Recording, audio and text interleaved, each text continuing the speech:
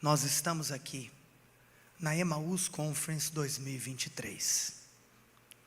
Nós estamos aqui nesse lugar aonde o Senhor tem liberado uma nova estação como igreja, aonde o Senhor tem nos direcionado profeticamente, aonde o Senhor tem aberto os nossos olhos, aonde o Senhor tem inspirado e instruído os nossos corações.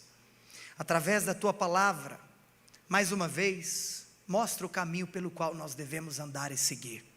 Cremos que essa é uma noite profética, histórica, marcante, poderosa. Fala conosco, em nome de Jesus, amém. Igor, enquanto eu prego, pode deixar a imagem da conferência aqui no fundo, por gentileza? E abra sua Bíblia no Evangelho de Lucas,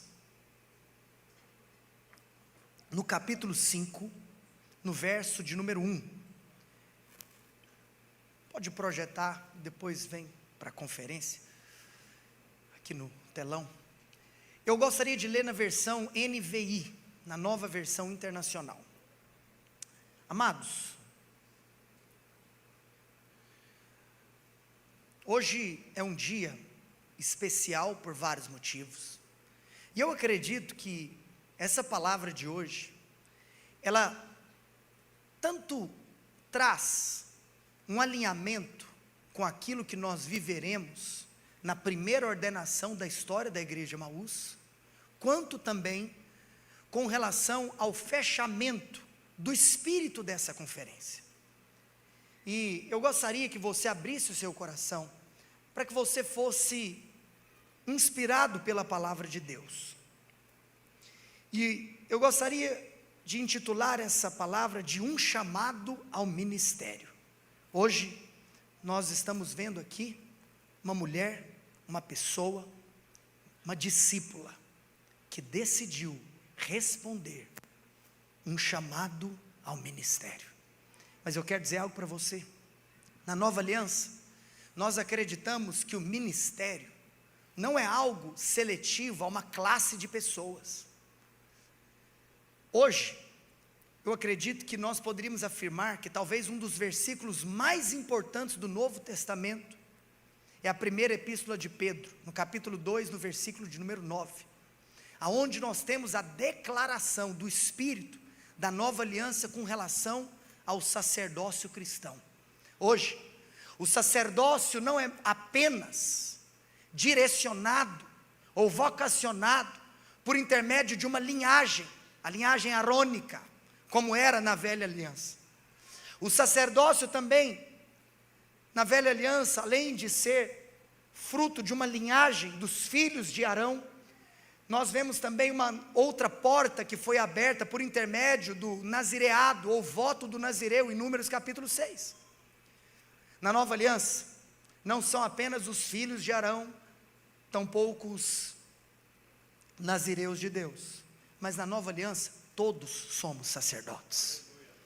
Você sabe, alguns serão vocacionados, como a minha esposa, para exercer o seu ministério dentro da igreja. Outros serão vocacionados para exercer o seu ministério fora dessa instituição, do ponto de vista diário. Ou seja, nós cremos que a essência daquilo que estava no coração de Jesus, quando ele decide começar algo na terra, a igreja, é que você pudesse exercer um ministério diário no lugar aonde o Senhor te plantou. Então o que eu vou pregar aqui, não é para quem tem chamado pastoral, é para quem é filho de Deus. Você sabe que, falando a respeito de voltar à essência, sabe o que é que o Espírito Santo me instruiu? Aonde eu estava naquele lugar de pedir esse direcionamento do que falar no encerramento da Emaús Conference, linkando o contexto da ordenação com o fato de participarmos de uma ordenação. O Senhor falou ao meu coração: eu quero que você mostre na minha palavra quais eram os princípios por detrás de um homem chamado por Deus. E eu quero começar sobre um homem que talvez é um dos principais personagens do Novo Testamento. Eu consideraria que ao lado de Paulo, os dois são os principais personagens. Eu estou me referindo ao apóstolo Pedro, aquele que foi o pastor da igreja primitiva. No capítulo 5, nós temos o chamado de Pedro. Na realidade, o chamado então daqueles que seriam os primeiros discípulos. Um chamado ao ministério. Vamos ler Lucas 5:1. NVI. A escritura diz: certo dia, Jesus estava perto do lago de Genezaré, e uma multidão o comprimia de todos os lados para ouvir a palavra de Deus.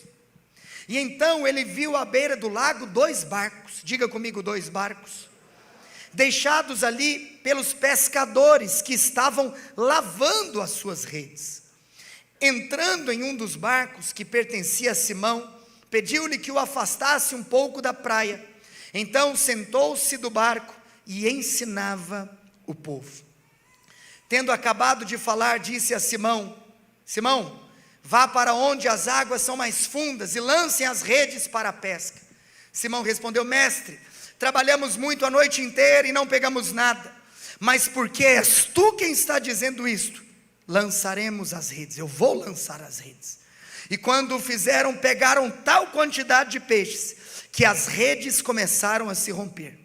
Então fizeram sinais aos seus companheiros no outro barco para que viessem ajudá-los. Eles vieram e encheram ambos os barcos, a ponto de começarem a afundar. Quando Simão Pedro viu isso, sabe o que ele fez? Ajoelhou-se aos pés de Jesus e disse: afasta-te de mim, Senhor, porque eu sou um homem pecador. Pois ele e todos os seus companheiros estavam perplexos com a pesca que haviam feito. Como também Tiago e João, os filhos de Zebedeu, que eram sócios de Simão. Jesus disse a Simão: Simão, não tenha medo, de agora em diante você será pescador de homens. Eles então arrastaram seus barcos para a praia, deixaram tudo e o seguiram. Você sabe que desde o episódio de Jesus aos 12 anos, nós temos uma lacuna na narrativa bíblica a respeito da vida de Cristo terrena. Então, nós temos o episódio de Jesus aos 12 anos, mas depois Jesus só aparece aos 30.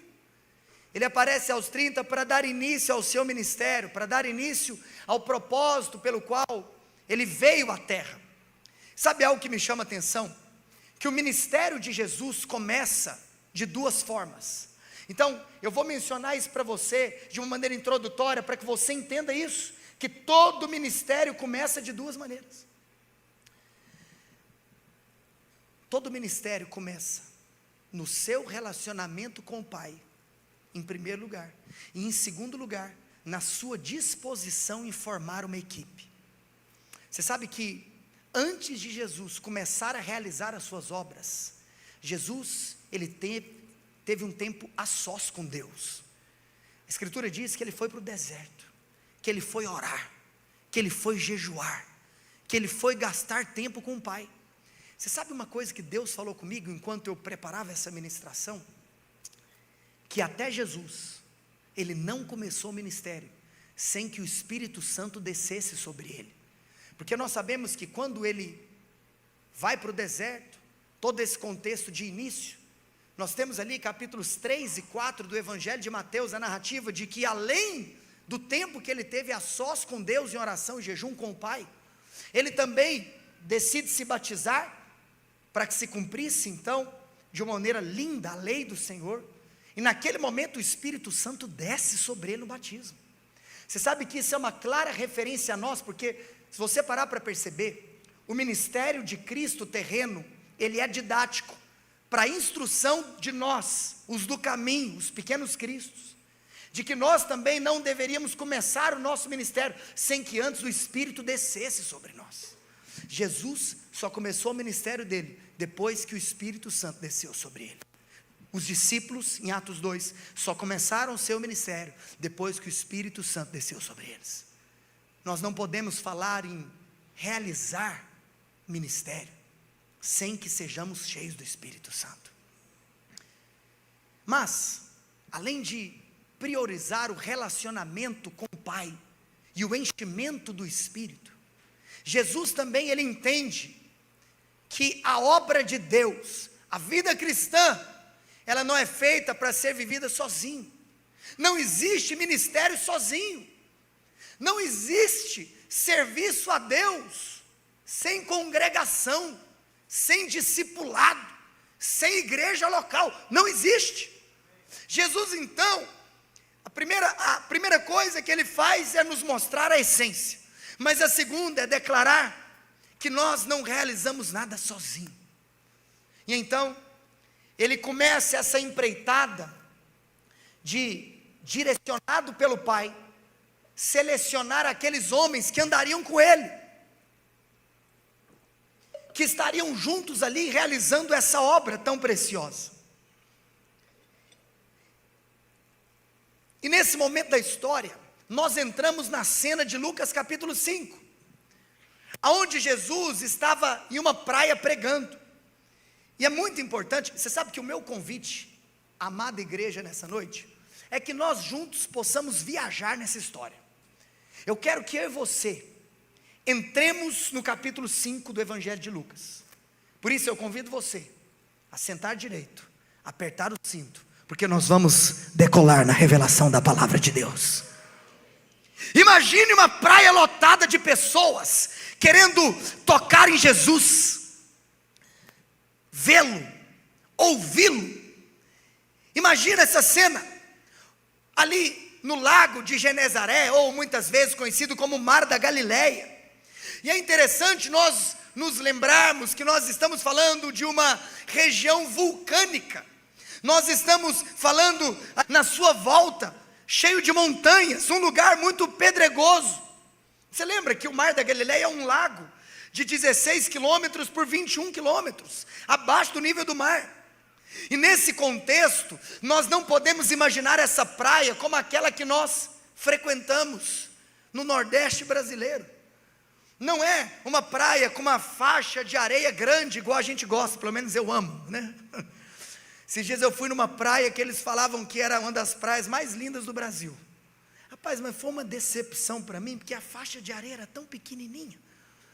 Aí o nosso amado Juninho veio nos contar que agora aumentaram a faixa de areia. Não vou mencionar qual que é a praia, não. Mas olha aqui para mim. Um frequentador de praias aqui no nosso meio, né? Mas olha aqui para mim. Ali, essa praia do Mar da Galileia era um lugar muito estreito. E aí, por que eu estou mencionando isso? Para você entender que quando então Jesus começou a falar, ensinar, e essas pessoas começaram a chegar, é como se Jesus estava sendo empurrado pelas pessoas. Em outras palavras, por que Jesus precisou de um barco? Eu acredito que por dois motivos. Primeiro, pela literalidade do lugar aonde ele ficaria. E segundo, para que através do lugar onde ele estava, ele pudesse então ter a seu favor a conjuntura natural, uma vez que a onda sonora é uma onda que precisa do meio para se propagar, porque existem aquelas ondas que não se propagam pelo meio, mas a onda sonora é uma que se propaga. E aqui nós temos então até mesmo uma oportunidade de Jesus usar esse ambiente natural e a acústica de Jesus em cima daquele barco, falando ali perto daquelas águas, estava então espalhando a voz de Jesus. Jesus então vai sendo exprimido até que ele chegue nesse ponto de necessidade de falar, eu vou entrar nesse barco. Mas então assim, você tem que entender que por mais que a gente sabe que a cidade de Cafarnaum estava logo ali atrás, e a números de hoje, não são números de pessoas que nos chamam a atenção, mas naquela época, era muita gente estava aqui ouvindo Jesus nesse dia. Essas pessoas quando começaram a ouvir falar que Jesus estava lá falando, se aglomeraram, e eu fico imaginando a cena das pessoas se assentando, até que Jesus não então tivesse lugar para onde ir, e ele vem para dentro do barco. Ele percebeu que ali perto tinha 2 barcos, e os pescadores estavam lá longe, esticando as suas redes. Jesus se desloca para um desses barcos e sobe, na tentativa de fazer daquele barco o seu púlpito, como eu estou aqui, ampliando o espaço para que as pessoas também fossem se achegando. E ele fica mais alto, sem microfone nem nada do tipo, e essa acústica ajuda a espalhar a mensagem. Então, eu quero que você imagine essa cena para Pedro. Imagina Pedro lavando as redes e começando a assistir isso. Você sabe que o fato de Pedro ter pescado a noite toda e não ter pegado nada, isso também nos traz um convite, é uma reflexão de como talvez Pedro estaria fisicamente e emocionalmente. Será que Pedro não estava ali em um dia onde ele precisava de pegar aqueles peixes? Talvez, pode ser que a mulher dele, antes dele sair de casa, falou assim: meu amor, hoje você precisa de pegar, não tem mais aqui o que comer. A gente não sabe, vai que Pedro estava endividado, sei lá. Imagina também, fisicamente, o desgaste que havia sido para ele, ter ficado ali muito tempo naquele serviço completamente manual. Como se sabe? Será que Pedro estava bravo? Porque uma vez que nós, obviamente depois desse episódio, mergulhamos nos evangelhos e vemos um perfil comportamental, uma personalidade, vemos um temperamento de Pedro tão sanguíneo. Eu fico pensando, será que Pedro não estava até bravo? Porque às vezes um sanguíneo, quando a coisa não está dando certo para ele começa a ficar irritado, é loucura, não sei por que eu sei disso. Então, eu fico pensando, será que Pedro estava cansado? Olha aqui, eu imagino se fisicamente ele não estava cansado, se emocionalmente ele não estava frustrado, ou até mesmo irritado. E nesse contexto Jesus aparece. Ah, eu amo quando Jesus aparece na história de um homem. Aleluia. Fico pensando, a mulher dele: olha Pedro, você tem que trazer peixe, outra coisa, pega mais 2, vai lá no mercado, troca por farinha, a coisa está feia. Pedro poderia estar cansado, Pedro poderia estar doido então, já que o trem tinha dado tudo errado. Eu quero voltar para minha casa e dormir, eu não quero falar com ninguém, quero ficar sozinho. E nesse contexto, nessa hora, Jesus sobe no barco. Você pode perceber que Jesus nem pede para subir, Jesus sobe.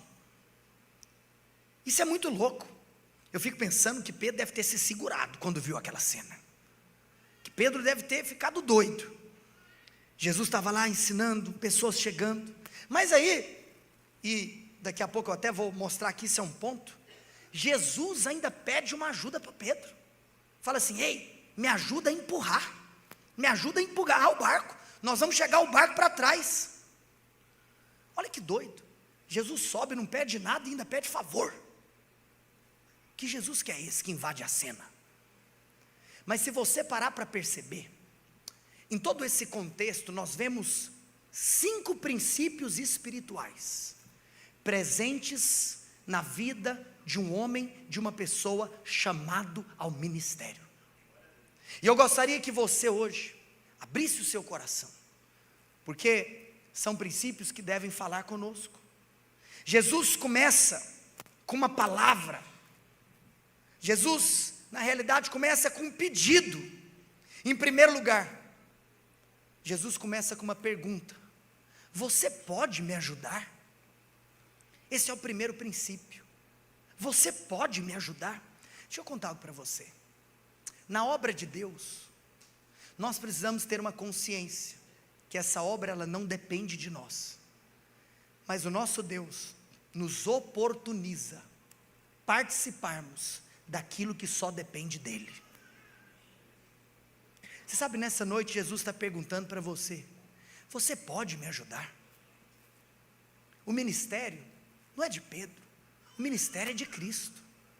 Você pode me ajudar? Era uma ajuda muito simples, ele só queria uma ajuda para que Pedro então empurrasse o barco para trás. Mas sabe o que eu fiquei pensando? Que Jesus poderia não ter pedido para Pedro. Imagina, Pedro estava lá lavando as redes, imagina a cena, Pedro, mas ao invés disso, Jesus chama alguém que estava fazendo alguma coisa. E naquele momento, nesse dia horrível de Pedro, naquele estado de alma, Jesus vira para Pedro e fala assim: Pedro, você pode parar o que você está fazendo? Agora ouça aqui a voz do Espírito. Pedro, você pode deixar a sua empresa? Você pode largar aí, o que você está fazendo nesse segundo? Aonde você está com a sua mão? Você pode, inclusive, Pedro, esquecer dos seus problemas, porque no momento que Jesus chega, Pedro estava cheio de problema. Jesus fala: você pode esquecer dos seus problemas e vir se envolver naquilo que eu estou fazendo? A grande verdade é que muitos, por conta dos seus problemas pessoais, não se envolvem com aquilo que Jesus está fazendo. Sabe que a maior desculpa que algumas pessoas dão para não se envolverem na obra do ministério são os problemas pessoais. Mas eu quero te contar que em toda a história das Escrituras, todos aqueles que responderam ao ministério não eram pessoas que não estavam com problemas pessoais, mas na realidade eram pessoas que, mesmo com os problemas pessoais, decidiram servir a Jesus. Pedro, você pode me ajudar? Agora eu estava pensando em algo. Será que Pedro tinha noção, acredito eu que não, que a resposta que ele daria naquele dia iria definir completamente o futuro da sua vida? Sabe por que eu disse isso aqui agora? Porque eu quero liberar para você que está aqui me ouvindo. Pedro, hoje existe um chamado de Deus para a sua vida, mas você não tem noção, porque talvez você pode ter pensado que seria um dia qualquer, um evento qualquer, uma conferência qualquer, mas a resposta que você pode dar hoje tem o poder de transformar completamente o futuro da sua vida. Pedro, você pode me ajudar? Você já parou para pensar nisso? Pedro prontamente ajudou. Eu quero dizer algo para você. Nós estamos aqui no Brasil edificando igreja, que é a esperança para essa nação. Nós estamos juntos edificando o reino de Deus, que é a esperança de todos os povos. Você já imaginou que a sua resposta hoje pode determinar se você vai estar dentro ou fora de um processo desse tamanho? Você sabe que talvez alguns podem falar: empurrar barco, eu estou fora. Empurrar barco, não. Pede para alguém que está disposto. Não, eu não quero empurrar barco. Você sabe que estava pensando em algo, porque recentemente aqui eu preguei sobre Saul e eu fiz uma colocação que constantemente eu faço. Quando Saul foi ungido rei, todo esse processo se inicia na sua vida quando ele sai de casa para fazer um favor para o seu pai, procurar as jumentas de Quis que haviam se extraviado. Quando Davi saiu de casa para a cena mais emblemática da sua vida, a cena de Saul, 1 Samuel 9, a cena de Davi, 1 Samuel 17. Davi foi fazer um favor para o pai, de entregar comida aos seus irmãos que estavam na batalha. Parece que todo homem de Deus, ele tem uma cena em comum, aonde dá início ao processo ministerial da sua vida. É um ambiente de serviço, mas um serviço natural. É fazer favor para alguém, é servir alguém que está precisando, mas sempre começa com algo natural. Você pode ajudar a colocar uma cadeira, você pode ajudar a tirar um cone do lugar, você pode ajudar a abrir uma porta para alguém, você pode ajudar. E a gente não tem noção. Você pode ajudar a empurrar um barco, você pode ajudar a procurar as jumentas do seu pai que sumiram, você pode ajudar a levar uma marmita para o seu irmão, você pode ajudar. Começa assim. Mas talvez isso é muito natural para alguns, que infelizmente não entenderam que a espiritualidade daquilo que você faz não está no fato em si, mas está na ótica com a qual você enxerga aquilo que você está fazendo. Você pode me ajudar? O primeiro teste de uma pessoa chamada por Deus é sempre a disposição em servir. É sempre a disposição para trabalhar, mesmo sabendo que o barco pode ser muito pesado. Aquele barco era de madeira. Aquele barco era pesado. Imagina empurrar aquele barco naquela água. Depois de ter trabalhado a noite inteira, depois de estar emocionalmente frustrado e fisicamente cansado. Você pode me ajudar? Mas em segundo lugar, existe um segundo princípio presente no chamamento de Pedro, no chamamento de um homem, de uma mulher de Deus que decide responder ao ministério. Que Jesus dá uma direção. Vá para onde as águas são mais fundas e lancem as redes de novo. Sabe qual que é o segundo teste para alguém que é chamado ao ministério? Saber, aprender a seguir direções. Quero te contar uma coisa. Em primeiro lugar, nós temos o teste do serviço. Mas em segundo lugar, nós temos o teste da submissão a pequenas direções. Você sabe que Deus nunca vai colocar alguém em uma posição de liderança que não sabe o real significado de viver submissão. Deus não pode colocar alguém para dar direção que não aprendeu antes a seguir direção. Quero falar algo com muito amor e carinho. Ao longo da sua vida, vai ter muita direção que talvez você pode não entender o motivo. Mas eu quero falar algo para você em amor. Mesmo que você não entenda, siga a direção. Você sabe que você nunca vai perder em obedecer. Você nunca vai perder em submeter. Tem coisa que não vai mudar a sua vida em nada. Não vai acrescentar um côvado. Vou falar algo para vocês. Em outras palavras, se você não entender, ame. Ame. Nessa conferência a gente decidiu fazer uma coisa muito simples, uma coisa pequena. A gente decidiu direcionar os irmãos aonde sentar. Deixa eu te contar uma coisa. Você acha que nós estamos lá, na minha reunião de discipulado, pensando o que nós vamos fazer para dificultar a vida dos irmãos? O que nós vamos fazer para contrariar os irmãos? Ah, tive uma ideia. Nós vamos falar onde eles têm que sentar, só para eles passarem a experiência de não sentarem no lugar onde querem. É isso que nós vamos fazer. Você acha que é isso que a gente faz da vida? Deixa eu contar uma coisa. Pelo contrário, você pode até não concordar, mas o que a gente faz é tentando visar o bem dos irmãos. E eu vou te contar, no processo nós vamos errar. Sabe qual foi uma das maiores reclamações que a gente recebeu da nossa conferência do ano passado? Pastor, pelo amor de Deus, eu chegava cedo, e aí eu ia sentar no lugar, alguém falava, não, esse lugar pertence a alguém. Eu vi a pessoa, chegava 1 hora depois. Eu cheguei cedo, porque eu queria pegar um lugar melhor. Em outras palavras, nós decidimos dizer, nós vamos servir os irmãos, nós vamos fazer aquilo que nós acreditamos ser mais apropriados, para honrar irmãos que estão chegando mais cedo. Só isso. Entende isso? Não sei nem por que eu estou falando isso, talvez o Espírito Santo sabe, mas deixa eu só dizer algo para você. Em outras palavras, se é algo tão banal, na sua vida você vai receber direções tão banais,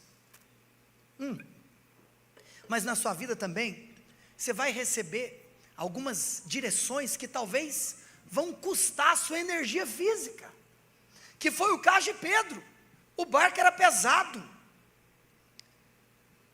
Amados, não seja como uma daquelas pessoas que parece que no seu interior, do ponto de vista natural, já tem uma indisposição, uma resistência contra a liderança. Ah, eu faço o que eu quero, não vem me dizer o que eu tenho que fazer. Em outras palavras, pelo amor de Deus, nós não estamos querendo controlar a vida de ninguém. Eu nem estou falando só de nós aqui, eu quero te falar em um contexto geral. Lá no seu trabalho, se porventura você não é autônomo, se você não é empresário, se você trabalha em um lugar que tem um chefe sobre a sua vida, que tem um líder, que tem um patrão, que tem um empresário, siga direções. Siga direções. Deus te colocou naquele lugar. Se Deus colocou naquele lugar, honre a pessoa que Deus colocou sobre a sua vida. Se você é aluno, você tem um professor, siga direções. Se você tem um discipulador na sua vida, siga direções. Pedro pode ter pensado, o que esse carpinteiro quer falar para mim? O meu avô era pescador, o meu pai era pescador, eu sou pescador, só pelo movimento da água eu já sei se tem peixe ou não. O que esse cara que mexe com madeira, que mexe com carpintaria, quer falar onde eu tenho que ir? Mas Pedro não fez isso. Pedro seguiu a direção. Quero te falar uma coisa, mal você sabe que os momentos de maior frutificação, multiplicação e abundância da sua vida vai começar quando você responder e submeter a uma simples direção que você não entende.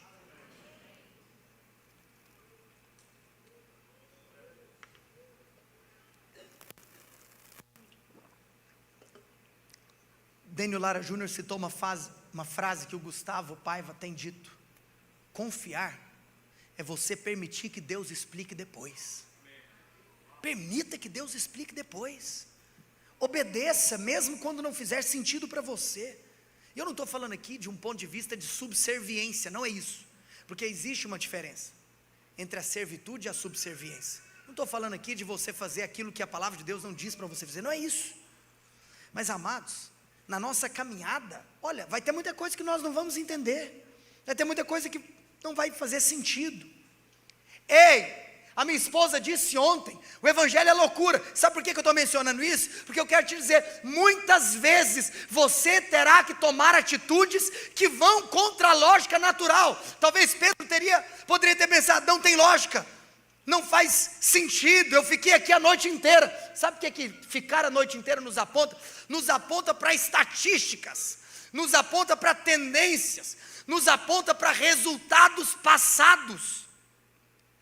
Mas ser cristão é você responder, você agir, mesmo contra os resultados passados, mesmo contra as estatísticas. Por quê? Porque se a direção de Deus, não importa o que passou, o que importa é o que estará diante de mim. Deus não chama pessoas para o seu lado que raciocinam com uma mente natural. Deus não pode ter em sua equipe alguém que não está disposto a enxergar a vida em uma ótica ou em um olhar espiritual. Nós não podemos ser aquela pessoa que mata o ambiente da fé. Mas isso nunca deu certo, mas nunca foi desse jeito. Mas se Deus quer agir de uma nova maneira, Ele é Deus. Não seja dos que matam o ambiente da fé. Seja um homem de Deus. Deus está querendo convidar você a um novo nível de discernir espiritualmente. Amados, em primeiro lugar, a pergunta para você é: você pode me ajudar? Mas em segundo lugar, siga as direções, siga as instruções. Pedro, vai lá para o fundo, e lança de novo, contra as estatísticas, contra as previsões, contra as experiências passadas. Eu quero te chamar para o novo de Deus. Se nós estivermos dispostos a seguir simples instruções que recebemos em fé, podemos estar diante de colheitas que nós nunca imaginamos. Mas em terceiro lugar, algo poderoso acontece. Para surpresa dele, quando ele lança as redes, o resultado que não tinha aparecido antes, colheita que não tinha chegado antes, os frutos que não tinham aparecido, tudo muda. Ele joga a rede e leva um susto, ele quase cai do barco, de tanto que a rede estava pesada. Ele precisou de chamar outras pessoas, porque o barco estava lotado, quase afundando, do tanto que o barco se encheu de peixe. E agora, sabe o que eu quero que você imagine? Isso entra agora no ponto mais alto, que são esses 3 últimos que Deus falou comigo, e que eu separei para te entregar. Que Pedro vive a maior experiência de glória da sua própria vida. Sabe por quê? Porque a glória do pescador são os peixes. Você já viu o que acontece quando um amante da pescaria, ele pega o peixe que ele tanto sonha, ele tira foto, não é isso? E eu ouvi dizer, porque aí eu fui pesquisar, preparando um sermão, você vive de tudo. Você sabe que eu encontrei informações na internet, que existem técnicas de como tirar foto com peixe. Que loucura! Parece que tem um negócio que você chega o peixe para frente, que ele parece maior. Que doideira! Por quê? Porque a glória do pescador são os peixes.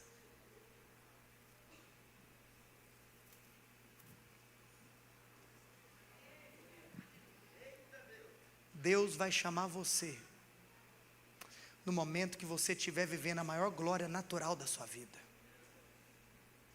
Sabe por quê? Eu quero, mais uma vez, que você imagine a cena. A praia estava lotada.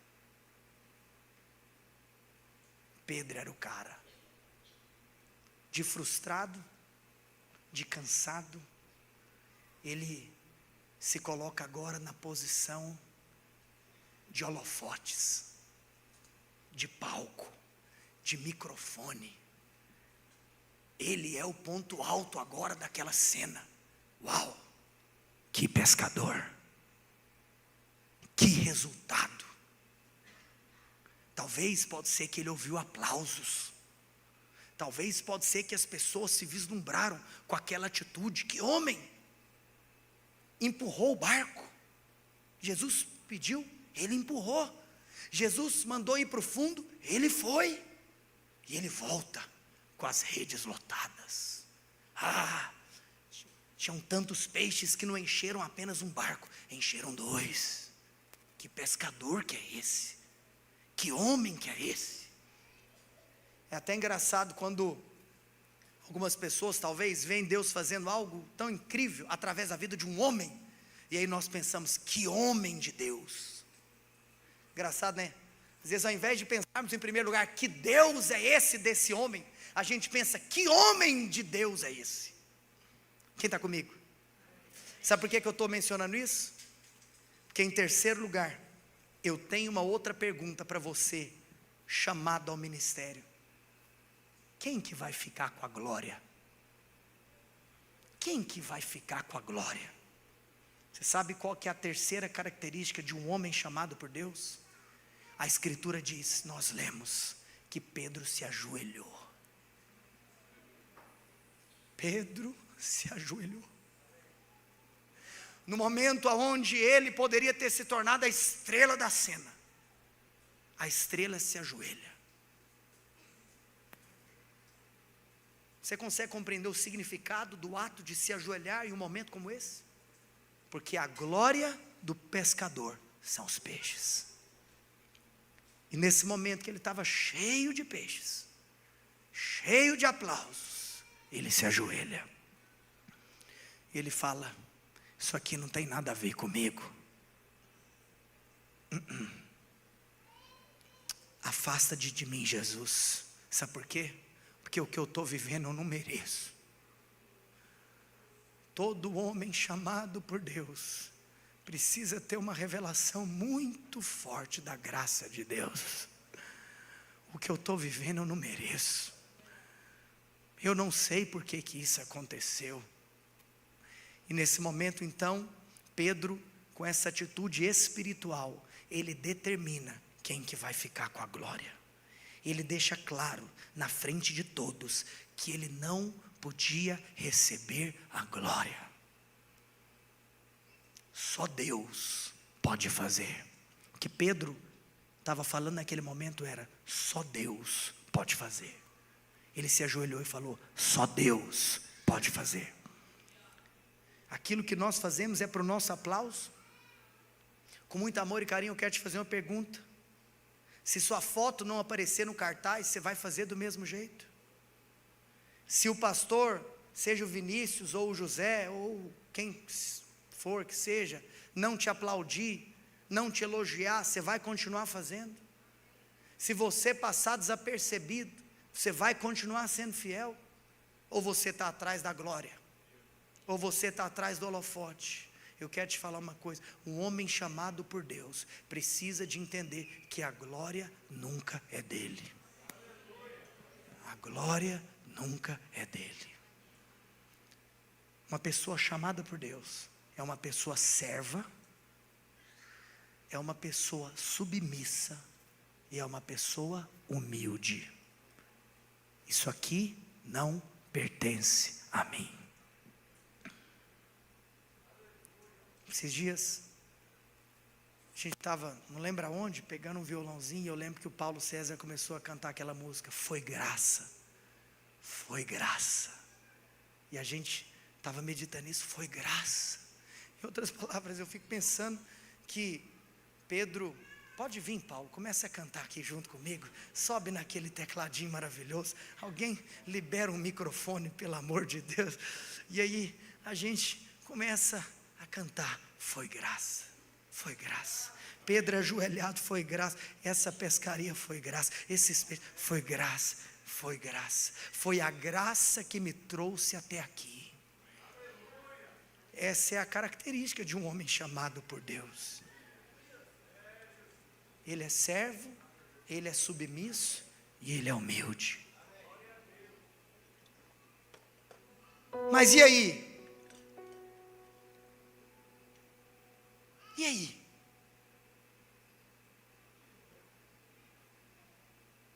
Nós entramos agora nos 2 últimos pontos. E eu te pergunto, e aí? A história continua. E agora eu preciso que você imagine a cena mais importante dessa história. Porque a cena mais importante da história ainda está por vir.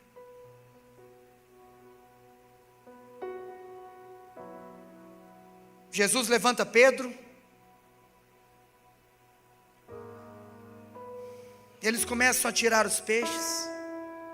Eu fico pensando, quando Pedro chega, o povo alvoroçado. E aí, sabe o que eu fiquei imaginando? Aquele tanto de peixe. Peixe é negócio. Peixe não é só a glória de pescador. Peixe também é o negócio do pescador. Peixe é o dinheiro do pescador. Peixe é a provisão do pescador. Sabe o que eu fico imaginando? O povo alvoroçado. E eu fico imaginando uma fila de gente comprando peixe. O peixe de Pedro. Eu fico imaginando que talvez aquele dia foi a maior receita da história da empresa de pescaria de Pedro. Foi o maior faturamento daquela empresa. Foi o ponto alto do negócio da vida dele. Ele estava no ponto alto do negócio da sua vida. A praia estava lotada. Em outras palavras, ele deve ter pensado: rapaz, esse Jesus é bom demais. Jesus é tão bom que ele não apenas me dá o peixe, ele traz até os clientes, ele traz até os compradores, porque esse é o Jesus que a gente serve. Imagina, Jesus deu o peixe e Jesus deu o camarada que vai comprar o peixe. E eu fico imaginando aquele tanto de gente comprando peixe. E eu fico imaginando o dinheiro entrando na conta de Pedro, o dinheiro entrando no bolso de Pedro, a empresa de Pedro faturando mais do que nunca.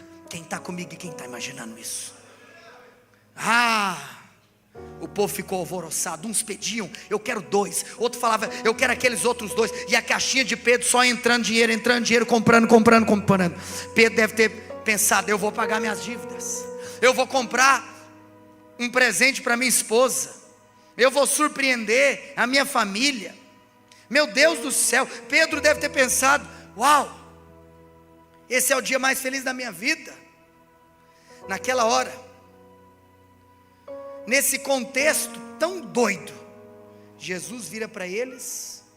E aí, eu queria que vocês imaginem o fato deles estarem numa pescaria.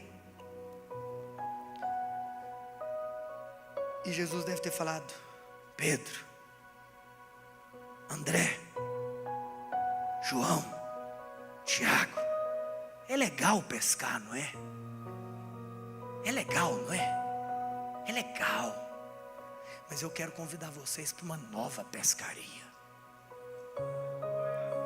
Eu quero te mostrar uma outra coisa. Hoje eu quero ver se você vai ter capacidade de ver outra coisa. Naquele momento, Jesus os convida para serem pescadores de almas, de homens. Ao invés de pegar peixe, se você está emocionado pegando peixe, imagina a emoção no dia que você abrir sua boca e ser instrumento para a salvação de almas, para mudar o destino definitivo de vidas. Você sabe que, se você quiser ser do time de Jesus, primeiro você tem que estar disposto a servir, empurrar o barco, carregar a caixa, suar, trabalhar. Depois você tem que obedecer e seguir as direções.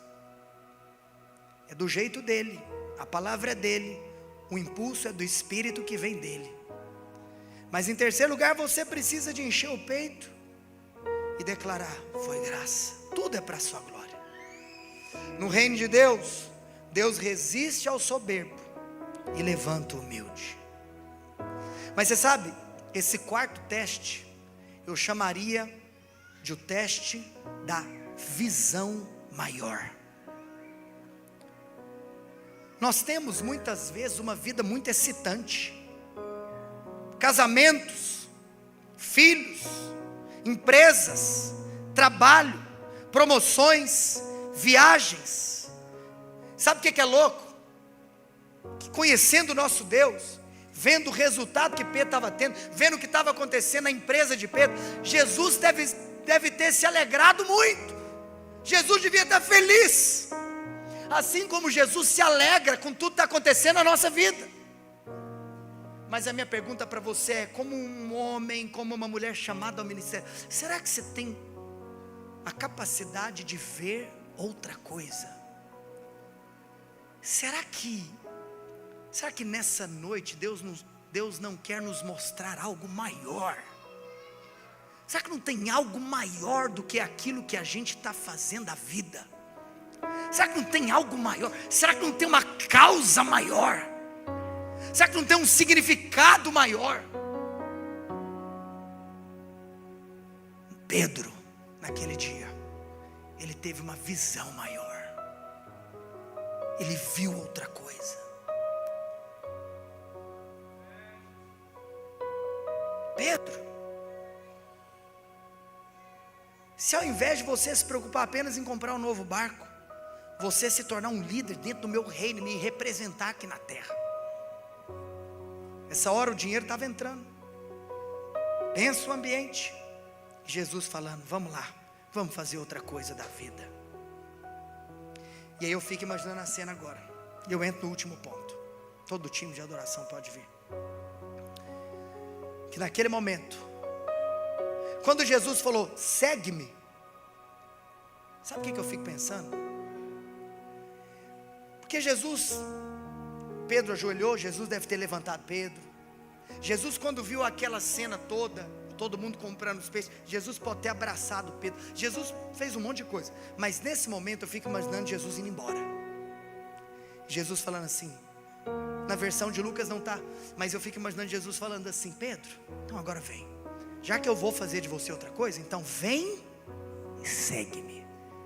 Para alguém falar segue-me, ele tem que estar indo embora, ele tem que estar andando. Ele não fala segue-me parado, ele fala segue-me andando. Vem, segue-me. Agora imagina a cena. Jesus fala o que falou para Pedro, vira as costas e começa a andar.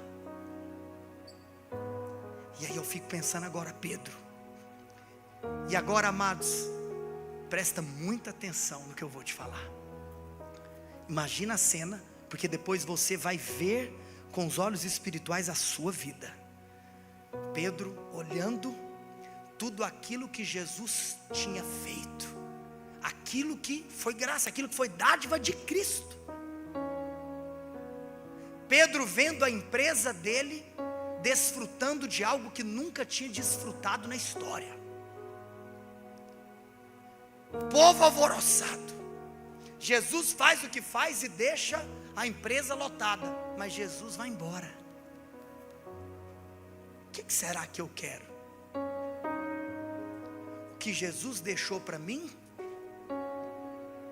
mas a presença dele está indo. O que eu vou escolher? Pedro naquele dia teve que tomar uma decisão. Se ele ia ficar apenas com as dádivas, ou se ele iria seguir a presença.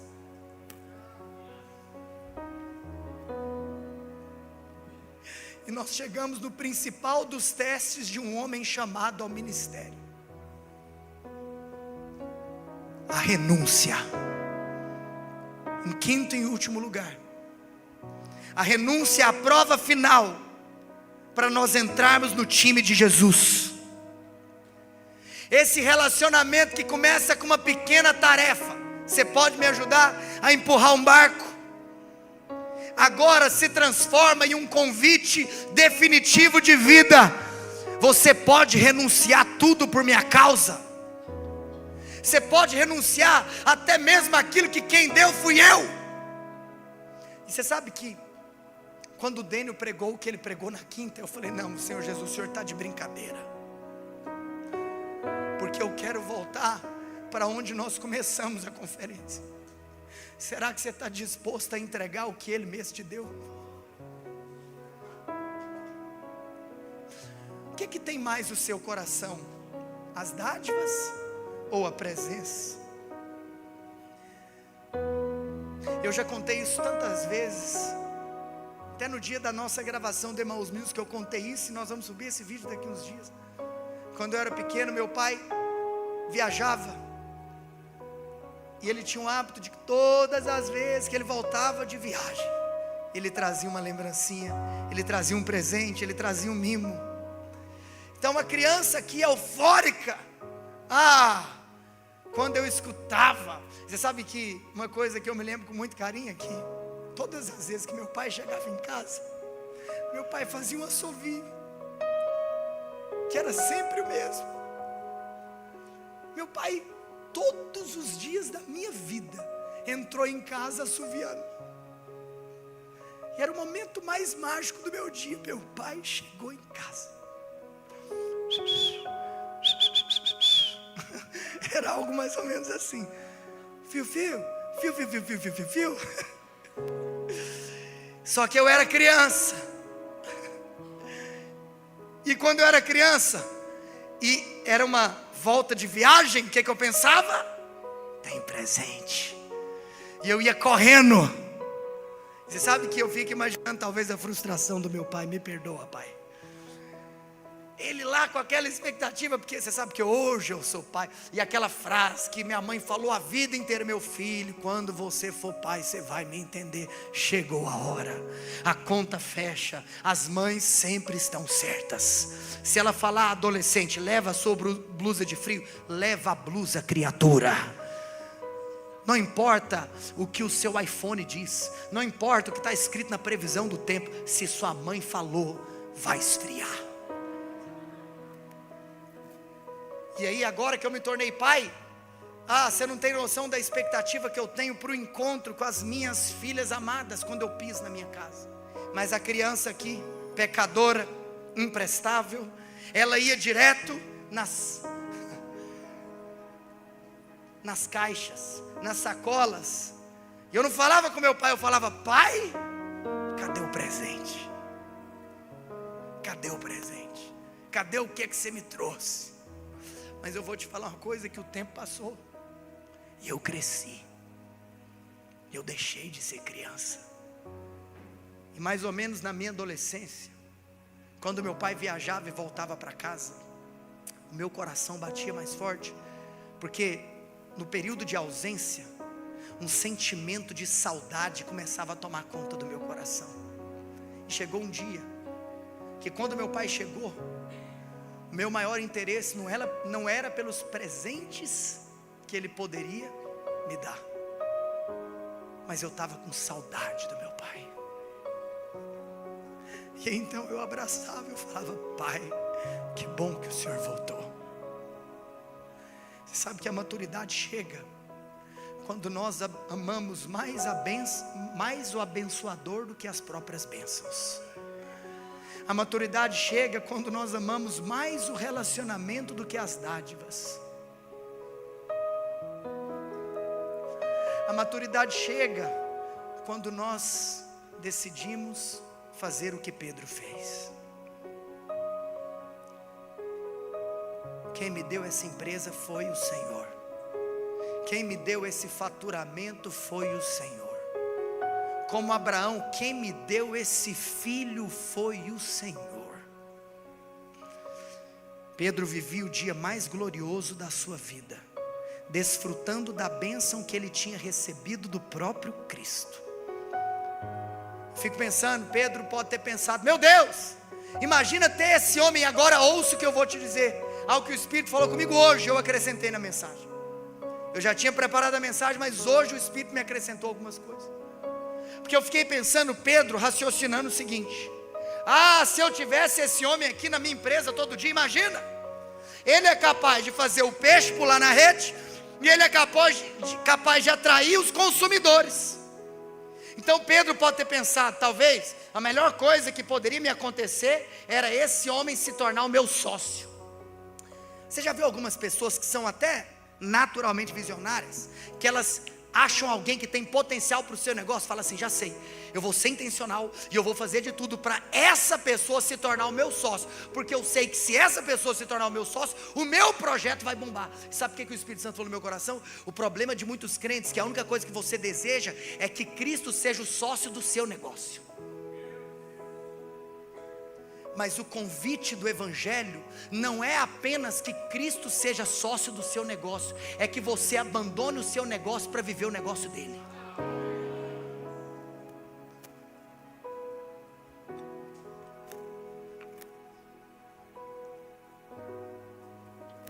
Pedro teve alguns segundos, minutos, para decidir a sua vida.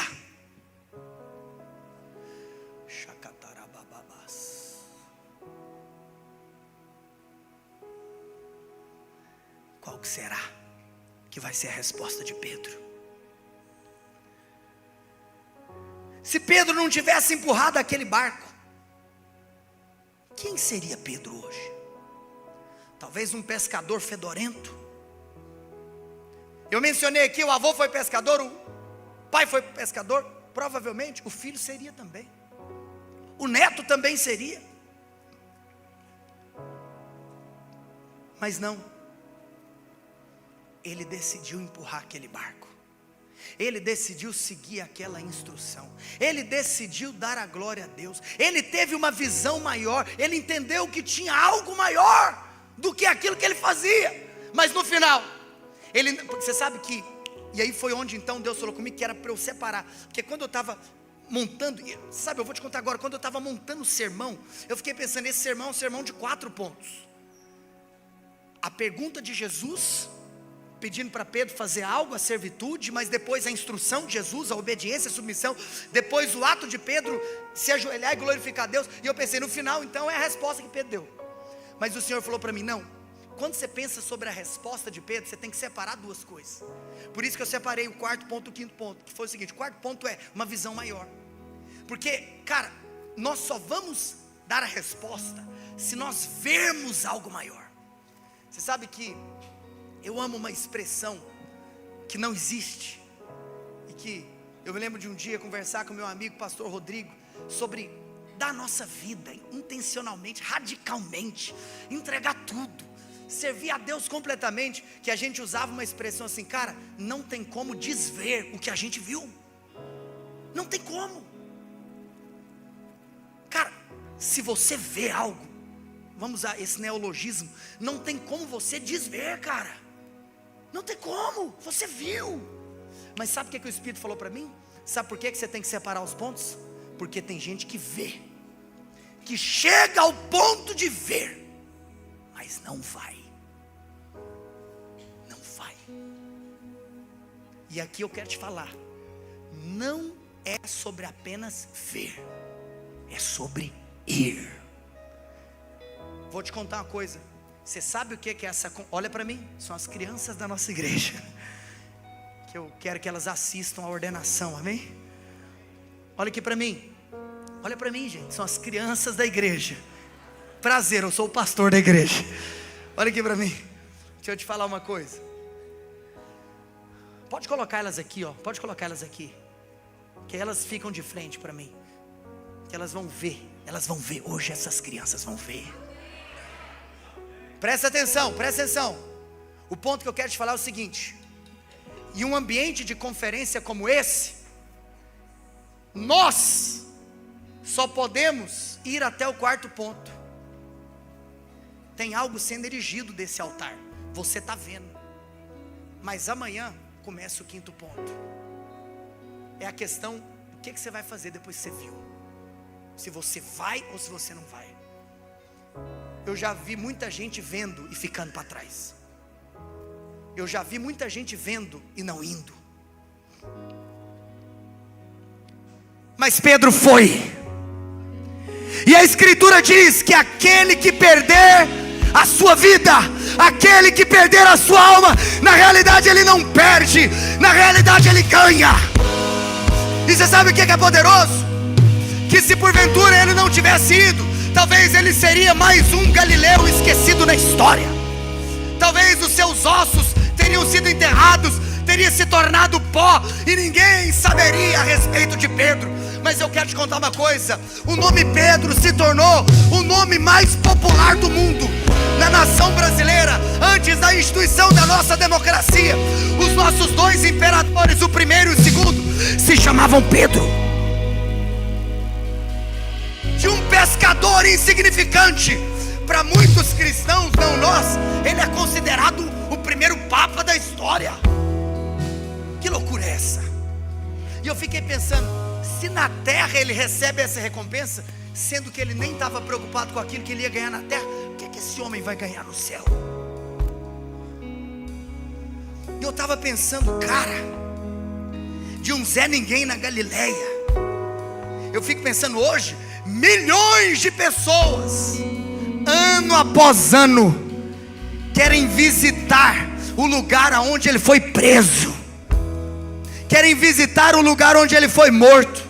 Milhões de pessoas querem ir naquela praça, Piazza San Pietro. Por quê? Porque ele foi naquele dia. Mas eu vou te falar uma parada. Sabe por que isso aconteceu com ele? Porque ele não estava procurando isso. Só recebe glória quem deixa a glória. Só recebe glória quem abandona a glória. Porque no reino de Deus é assim, é tudo o contrário. O reino de Deus é uma pirâmide de cabeça para baixo, uma pirâmide invertida. Queria que você se colocasse de pé onde você está.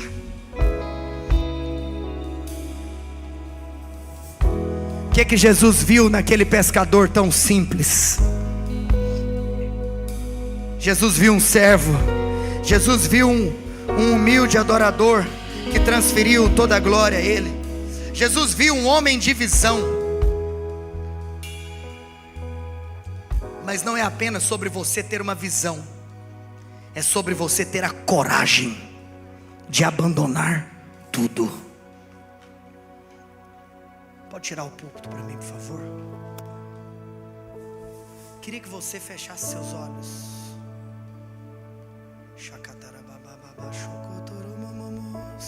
Antes de nós fazermos a ordenação, esse vai ser o seu último momento com Deus nessa conferência.